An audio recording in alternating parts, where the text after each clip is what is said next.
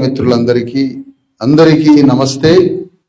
అందరికీ జై BC SC ST, జై భారత రాజ్యాంగం తెలియజేస్తాం.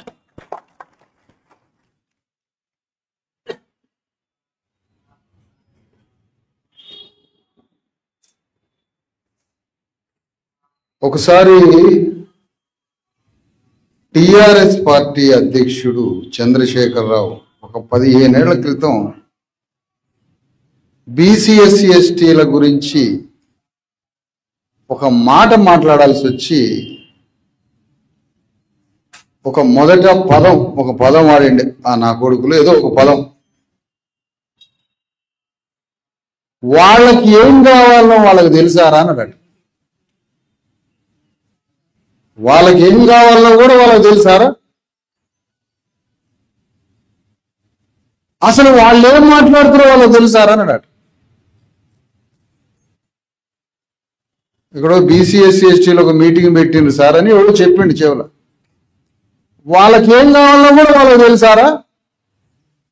ఈ మాట అంటుంది ఎవరు?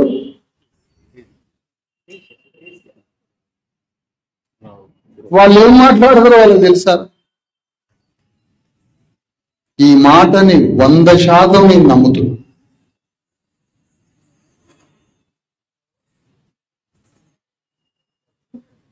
మన పేదరికాన్ని, మన ఇంట్లో ఉన్న దుఃఖాన్ని, మన కష్టాలని, కన్నీళ్ళని యుగాలుగా చూసి దుఃఖపడుతున్నాం తప్ప పరిష్కార మార్గం వైపు పోలేదు.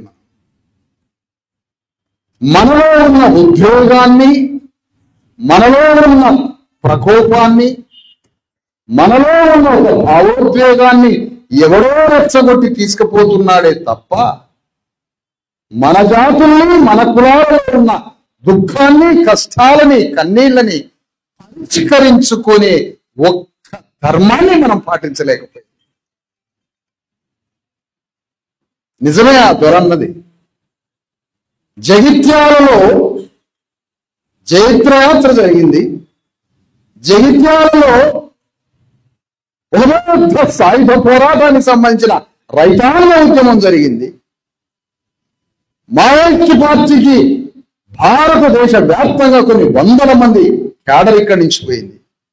కమ్యూనిస్ట్ పార్టీ చైతన్యం ఇక్కడ ఉన్నది.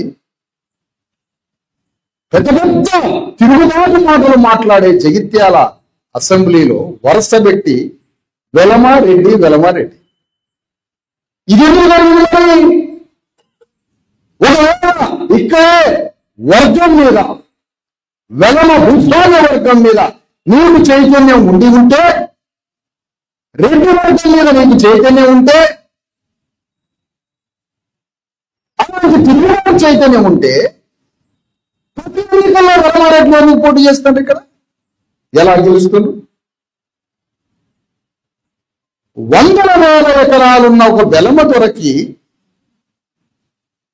అసెంబ్లీ అనే మందిరంతో ఏం పని భూస్వామికి?